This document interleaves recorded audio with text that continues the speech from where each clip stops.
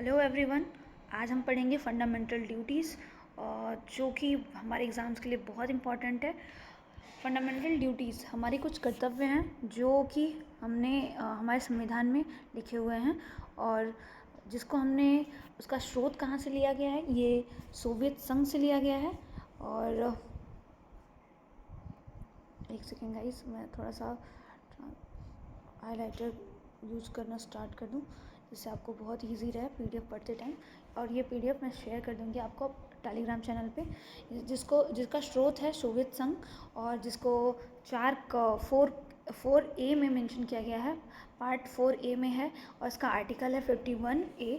और इसकी सिफारिश की थी सरदार श्वर सिंह ने। और इसकी प्रकृति है अपरिवर्तनीय। प्रारंभ में कर्तव्य जो थे वो 10 थे और वर्तमान में कर्तव्यों की संख्या 11 है। इसको जोड़ा गया था 42वें संविधान संशोधन 1976 के तहत। और जो इसमें 11वां कर्तव्य जोड़ा गया उसको 86वें संविधान संशोधन 2002 के माध्यम से जोड़ा गया।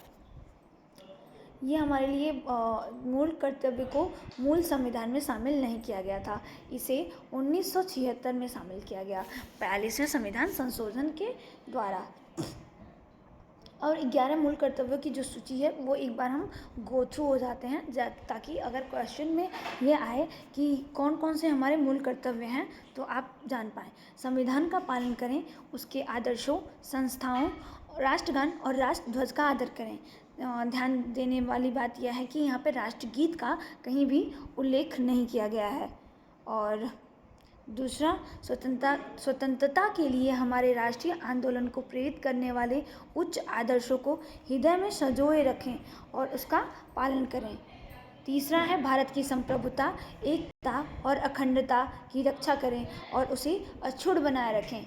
चौथा, बुलाए जाने पर देश की सेवा के लिए तैयार रहें। पांचवा, भारत के सभी लोगों में समरसता और समान भ्रातृत्व की भावना का विकास करें, जो किसी धर्म, जाति, क्षेत्र, भाषा से परे हो और ऐसी प्रथाओं का त्याग करें जो महिलाओं के सम्मान के विरुद्ध हो। हमारी सामाजिक संस्कृति की गौरवशाली परंपरा का महत्व समझें और उसका परिरक्षण करें। सातवां, पर्यावरण का संरक्षण करें, जिसके अंतर्गत वन, झील, नदियाँ, पहाड़ इत्यादि आते हों। और प्राणी मात्र के प्रति दया का भाव रखें। आठवां, वैज्ञानिक दृष्टिकोण, मानववाद और ज्ञान अर्जन तथा सुधार की भावना का विकास करें। नौवां, सार्वजनिक संपत्ति की सुरक्षा करें और हिंसा से दूर रहें। 10वां, व्यक्तिगत और सामूहिक गतिविधियों के माध्यम से निरंतर आगे बढ़ने का प्रयास करें ताकि राष्ट्र निरंतर विकास की ओर आगे बढ़ पाए और नई उपलब्धियों को छू सके। 11वां, 6 से 14 वर्ष के बच्चों को शिक्षा का उचित माहौल देना प्रत्येक अभिभावक का कर्तव्य होगा। नोट, ये बहुत इंपॉर्टेंट चीज़ है। मौलिक कर्तव्यों को लागू कराने के लिए 1999 में वर्मा समिति का गठन किया गया था, जिन्होंने मौलिक कर्तव्यों को लागू करने के लिए कुछ महत्वपूर्ण सुझाव दिए थे।